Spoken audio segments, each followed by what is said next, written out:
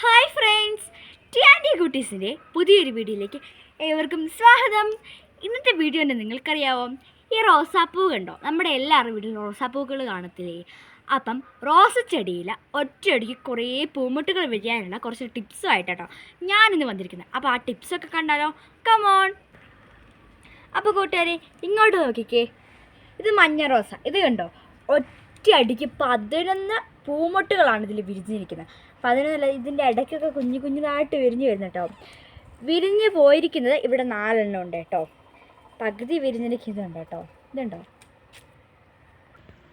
അപ്പോൾ കൂട്ടുകാരെ, ഞാൻ നിങ്ങളിത് എണ്ണിക്കാണിക്കും, ഇല്ലെങ്കിൽ നിങ്ങൾ വിശ്വസിക്കത്തില്ല. ഈ വലിയ മുട്ടുകളെല്ലാം ഞാൻ എണ്ണിക്കാണിക്കാം. 1, 2, 3, 4, 5, 6, 7, 8, 9, 10, 11, 12 എണ്ണം കേട്ടോ. 12 എണ്ണം. അല്ലാതെ ഇതിനിടയ്ക്കായിട്ട് കുറച്ച് കുഞ്ഞുമുട്ട, അത് നമ്മളിപ്പോൾ എണ്ണുന്നില്ല, അത് വിരിഞ്ഞ് വരട്ടെ. അപ്പോൾ ഞാൻ പറഞ്ഞു തരാവേ. ഇതിപ്പം ഇത്തേൽ 12 എണ്ണം ഉണ്ടോ? ഞാൻ പറഞ്ഞ് തെറ്റിപ്പോയതാണേ. 12 മുട്ടകളുണ്ട്. ഒറ്റയടിക്ക് ഇത്രയും വിരിഞ്ഞ് നല്ല ഭംഗിയില്ല, അത്ഭുതമായിട്ട് തോന്നുന്നു കേട്ടോ. അപ്പം ഇതിനുള്ള ടിപ്സ് നമുക്ക് ഇതിൽ കണ്ടാലോ? കമോൺ. അപ്പോൾ കൂട്ടുകാരെ, ഈ മഞ്ഞ റോസ് ചെടി വെച്ചിട്ട് 5 വർഷമായി കേട്ടോ. 5 വർഷമായിട്ട് ഇത് നിർത്താതെ പൂവിടുന്നുണ്ട് കേട്ടോ.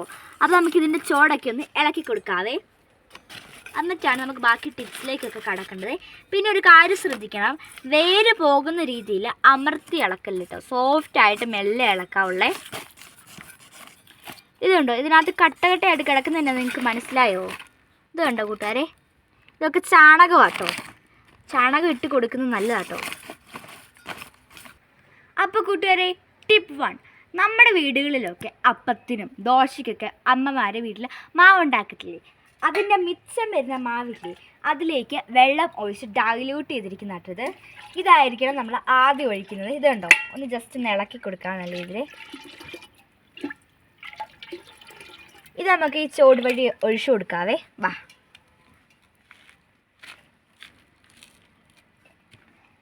സാധാരണ നമ്മൾ ചെടിക്കൊക്കെ നനയ്ക്കത്തില്ലേ എന്ന് പറഞ്ഞാൽ ചുമ്മാ ഒഴിച്ചു വിട്ടാൽ മതിയേ. അപ്പോൾ കൂട്ടുകാരെ, ഈ ടിപ്പില്ലേ, ഇത് 1-2 ആഴ്ചകൾ ഒഴിച്ചു കൊടുത്താൽ മതിയേ. അപ്പം എനിക്കുണ്ടോ ഇത് പോയ മുട്ടുകൾ, ഇതുണ്ടോ? ഈ പോയ മുട്ടുകളൊക്കെ നമ്മൾ വെട്ടിക്കളയും കേട്ടോ. ഇത് പോകാൻ വേണ്ടി നിർത്തല്ലേ.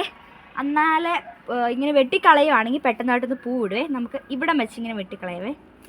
ഇതുണ്ടോ?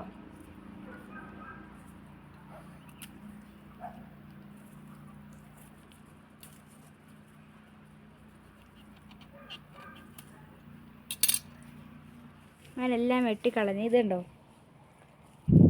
നല്ല വലിയ പൂക്കളായിരുന്നേ. ആ കളറൊക്കെ പോയി കഴിയുമ്പോൾ വെട്ടിക്കളയണേ.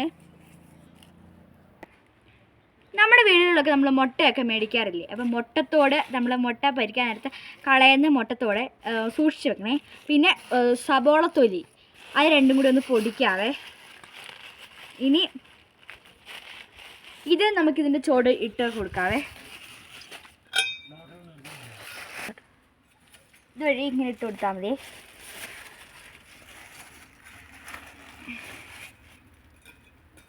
ഇതുണ്ടോ? ചോട് വഴി എല്ലായിടത്തും ഇടണേ. ഇതുണ്ടോ? ഇപ്പം ഇത്ര ഇട്ടിട്ടുണ്ട് ഇതിനെ. അപ്പോൾ കൂട്ടുകാരെ, നമുക്ക് സെയിം ആയിട്ട് ഇതിൻ്റെ ഒക്കെ ചോട്ടുകളിൽ നമുക്ക് ആ മാവും വെള്ളം ഒന്ന് ഒഴിച്ചു കൊടുത്താലോ? വാ. ഇതിന് 2 മുട്ടുണ്ട്. സെയിം ആയിട്ട് ഒഴിച്ചു കൊടുത്താൽ മതി.